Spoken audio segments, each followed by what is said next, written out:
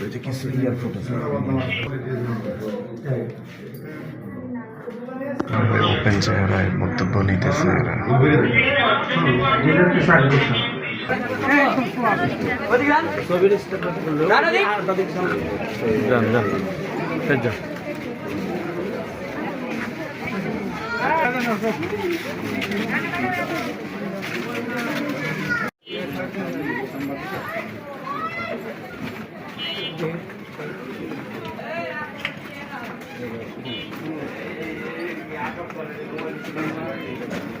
পিতা কর্তৃক কন্যাকে ধর্ষণের একটি ঘটনা ঘটেছে।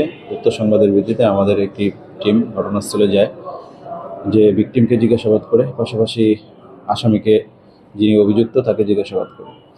জিজ্ঞাসাবাদের এক পর্যায়ে আমরা প্রাথমিকভাবে নিশ্চিত হয়েছি যে ঘটনাটি ঘটেছে। উক্ত ঘটনার প্রেক্ষিতে আমরা ভিকটিমকে হেফাজতে নেই, পাশাপাশি আসামি যে অভিযুক্ত যিনি তাকেও আমরা গ্রেপ্তার করি। উক্ত ঘটনার প্রেক্ষিতে ভিকটিমের পরিবার বা ভিকটিমের নিজেই বাদী হয়ে একটি অভিযোগ দায়ের করছে।